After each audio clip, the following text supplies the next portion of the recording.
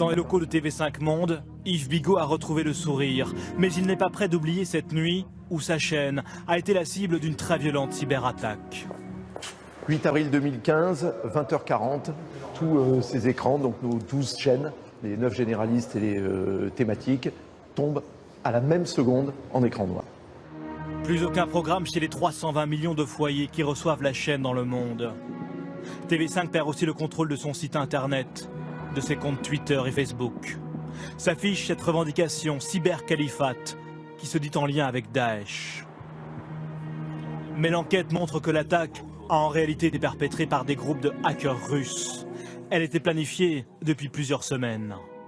Elle était destinée, effectivement, à se propager à l'intérieur de tous les services connectés de l'entreprise pour tout détruire systématiquement.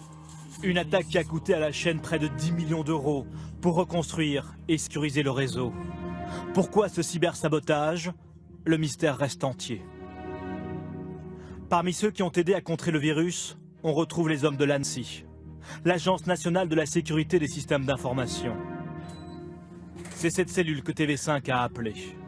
Entre les mains de cet homme, la cyberdéfense nationale. Première mission, la surveillance des sites les plus stratégiques de l'État. C'est exactement ça. Ici, c'est le cœur du réacteur, c'est le cœur de la cyberdéfense française. Quand une victime, un ministère, une administration ou un grand opérateur dans les secteurs de l'électricité, de l'eau, des transports, des finances, tout ce qui est très important pour la nation, quand un tel opérateur a un problème, il est en contact avec nous, il sait nous appeler, il tombe ici. 24 heures sur 24, 500 ingénieurs surveillent les sites de l'Élysée et des ministères. Ils n'ont pas accès au texte des emails.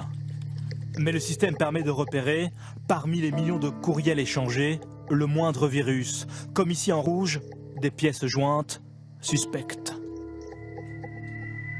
Et donc l'idée, c'est bien très rapidement de détecter ces messages qui sont potentiellement dangereux, de manière à lever le doute très vite, à appeler la victime potentielle, pour dire attention là, tu as reçu tel mail, il faut impérativement mettre la machine en quarantaine tout de suite.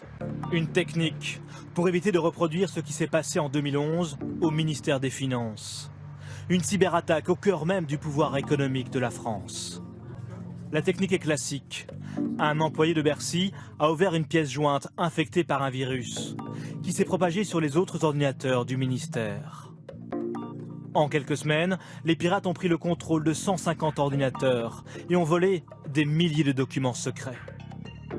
De grosses cyberattaques comme celle-là, ou comme celle de TV5 Monde, Guillaume Poupard doit en gérer une vingtaine par an, dans le plus grand secret. Quand on dit une vingtaine d'attaques par an, ce sont des attaques majeures contre de très grands opérateurs ou de très grands acteurs français, avec des conséquences qui sont graves pour la sécurité nationale, qui sont graves en termes économiques.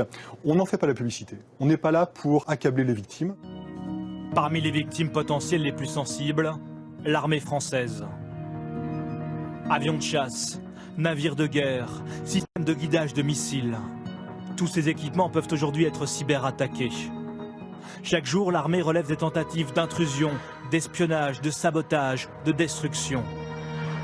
Alors la France ne cesse d'étoffer sa cyberarmée.